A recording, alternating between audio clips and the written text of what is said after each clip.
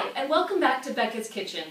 A few of you commented on the post that I made of my banana pudding pie that we had just this past Easter. But you also wondered what the crust was that I put underneath. So I'm going to share that simple recipe with you today.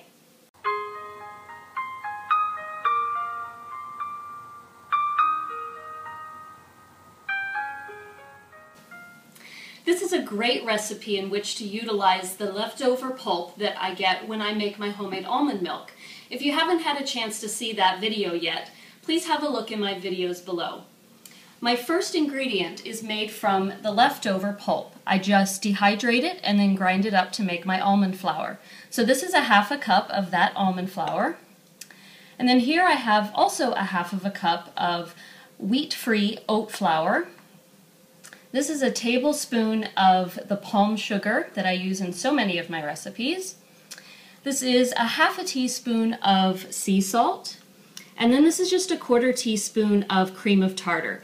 I use this just to give the batter the elasticity so that I can push it into the pie pan the way I would like.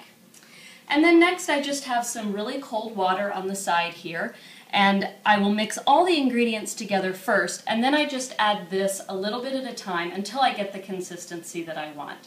So I'm going to use my Kitchenaid Mixer here, and we're just going to start to put in our ingredients, starting with the almond flour. That was our oat flour, our palm sugar, salt, and cream of tartar. And we'll just mix it all up, get it mixed up well before we add the water in.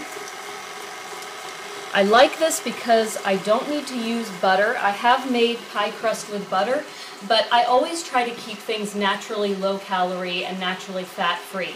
So I like that I've been able to do this without using any butter.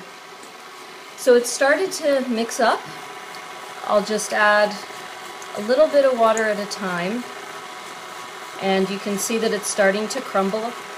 And as soon as it gets to a consistency where it looks like I can press it and it won't be falling apart, then I'll just take it and put it in my pan and press it out to the sides, and that's all there is to it. So it looks like we're just about there. Just going to add a little bit more water. And that looks like it's about the consistency that I can work with it. Okay, so now I'm just going to press it into my pan here. Takes a little bit of elbow grease just to press it out all the way to the sides, fill in any holes that are there. And as you start to spread it out, then you can start sending it up the sides. Okay, so it just took me a few minutes here to press it out to a little bit of a thinner consistency. We just kept pressing until we were able to push it up as high as we want.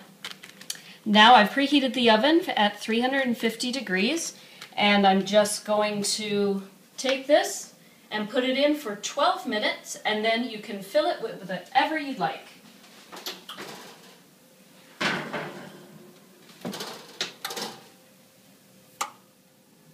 So here's our pie crust already out of the oven. We had it in there for 12 minutes, and now it's all ready for whatever filling you and your family enjoy. But because my father-in-law and husband enjoyed the banana pudding pie so much, I think I'm going to whip up some of my clean-eating banana pudding and fill it up with that. Now to do that, I just make the pudding, put it in, and then I have it chill and set in the refrigerator. If you think your family would enjoy this, then please don't forget to rate, comment, and subscribe, and follow me on Facebook, Twitter, Pinterest, and Instagram. See you next time.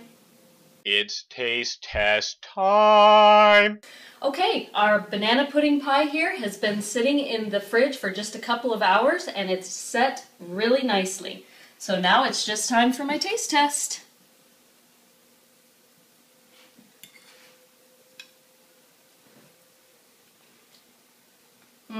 Perfect consistency. The crust held up really well. I'm very pleased with this. And you'll notice I've drizzled a little bit on the top here. This is actually dairy-free. It's made with coconut milk that I just added a little palm sugar to, and I whipped it up in the Kitchenaid and just drizzled it over the top. If you have another recipe that you would like me to try, make sure to post in the comments below and I'll give it a try. Hey!